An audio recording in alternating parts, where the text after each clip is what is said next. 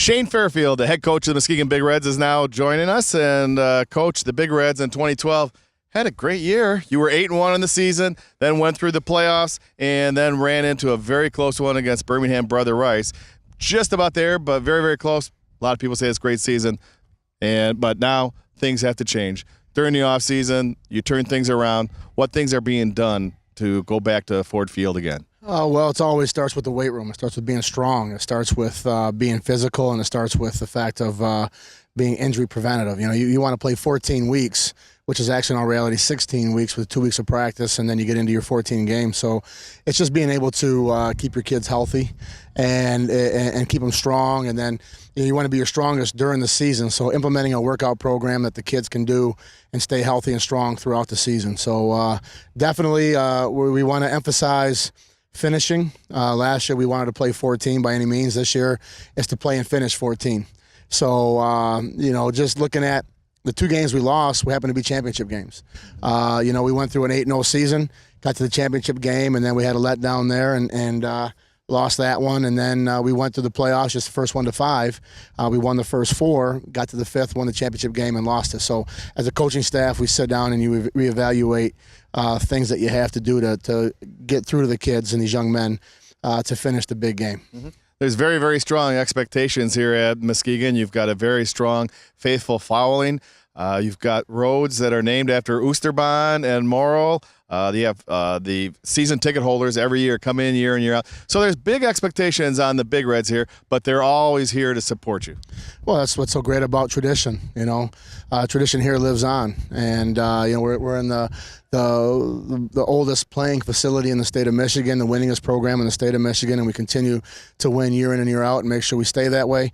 And then we're trying to chase the national, ranking of where we're at in the nation. So we understand that the game is bigger than us. The game is bigger than today. The game is for what was in the past, and then for where we want to go in the future. So we just got to make sure our kids understand the importance of why they're playing. It's not just for them. It's the name across the chest. It's for the Cardinal in red and white and the faithful and the alumni that come here and look forward to. I mean, it's been a month now that I've been hearing about ticket sales and tailgating and the people calling and we want to get our tailgate stuff set up and we want to, so I mean, it's something that people look forward to, and especially with the economy the way it is and unemployment and people down. This gives the community a boost of excitement to come together and all be one on Friday nights here at Hackley Stadium. Mm-hmm.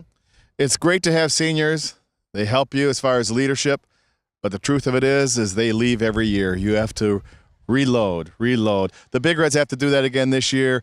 How's the team looking as far as coming back again and filling those holes? Well, if they let us play with 12 or 13 would be a lot better, but so far the MHSAA hasn't approved that. So the great thing about us, I think, is that it's a program. We are a high school football program. Muskegon High School is a program, and what we sell to the kids is the fact that when you're a freshman, sophomore, junior, senior, you're being taught the same thing the varsities are being taught. So when you are if you're a junior, you're a senior. You're a varsity football player. So there isn't time for those 11th grade mistakes. And then if you're a sophomore playing varsity, you are a varsity football player. If you're a freshman playing JV, the things are being taught. I was earlier today at practice as our offense was going on one end of the field, down coaching the freshman JV linebacker. So getting to know those kids, getting to know that I'm the linebackers coach in the program, I get to build these relationships with these kids for 4 years. So, and being that we are a program, people say, well, you just reload with great talent. Well, we reload with good football players, we reload with good student athletes, and we reload with the kids that understand and have a respect for the program. So that's how I think that's a lot of the blueprint for success for us, is the fact that, yes, people graduate and the names change, the faces change, but the program stays the same. Mm-hmm. The Big Reds, to prepare them for postseason play, they'll play anybody, anywhere, anytime. You did that last year. You traveled to Toledo. You traveled over to Rockford. You traveled to all these hostile environments. In fact, this is the second year in a row you're only having 4 home games and 5 away. I'm not sure if the AD's making that up or who's making up the schedule, but it's tough on the Big Reds. It is. Well, the thing that we sell once again to our kids is, hey, where's the state championship game played at? And it's not at home. It's on the east side. So you better get used to traveling. You better get used to playing in hostile environments and get used to the booze and that kind of stuff. We do very well here. We love to play here at Hackley. The only way we can assure home games is to go 9-0 or 8-1 and host 2 or 3 at home. Other than that, nobody will play us here. We've opened the door to anyone out there that wants to play us, that want to play us home. We'd be looking. We'll never say no. And it's exciting for our kids to look at a schedule and know that we play the toughest schedule in the state of Michigan. Grand Haven signed us for 1 year. They're playing. They could have a chance to play us for the next 10, 15 years, but they want to play Fruitport for the next 4. So unfortunately, the only other there's no one on the east side said they'd play us. We've called 12, 13 schools. Coach, our AD Keith Guy has been hours and hours on the phone trying to find people to play us. So fortunately, we ended up having to get Christian week 2. We had to play a 3-year deal, but it had to be 1 year here, 2 years there. So now we'll see what happens with the crossover again. If any of these other OK Red schools will play us. They want to scrimmage us, but they don't want to play us. So that's once again, it's not a dig at anyone. It's just a compliment to our kids and saying that they'll play anyone, anywhere. We'll play them in a phone booth. We'll play them in the street. We'll play them in a parking lot. So a lot of schools, with the MHSAA ruling that you need to get at least 6 wins when you have a 9-game schedule to make the playoffs, they'll put some cupcakes on there. Yes. But not the Big Reds. You have at Grand Haven, who has won the last 3 times after the Big Reds have dominated them over the years. Right.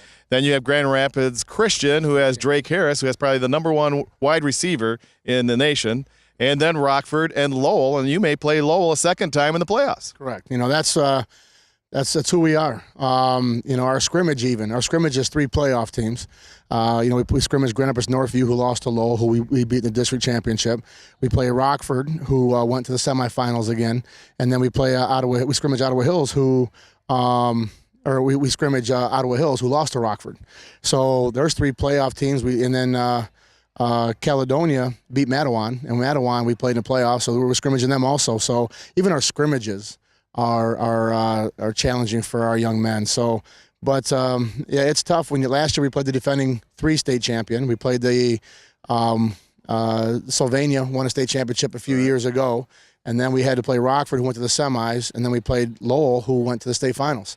So, and then this year again we played the defending state champion, Division III Week 2, right. Grand Haven, who's always in the top of the run for the OK Red. Rockford, who was a state semifinalist again to Detroit Catholic Central, 2 years in a row, lost to them in the semis. And then Week 4 is Lowell, which the last 8 years or 7 years, it's been either Muskegon or Lowell who's represented the Division II in the state finals. So, if you get through those 4 games, then you belong in Game 10. The thing that we'll never do is look to sign people that we don't feel are going to challenge us and then hope to get in. We don't want to buy playoff qualifying T-shirts. We want to know that if we play Game 10, we have a chance to win and play 14. We don't want to get those 3 wins or those 6 wins and get in the playoffs and then not belong there. So our kids accept the challenge, and this year is going to be tough, being that we're young, and getting out the gate right away and getting those 4 is going to be very crucial for us.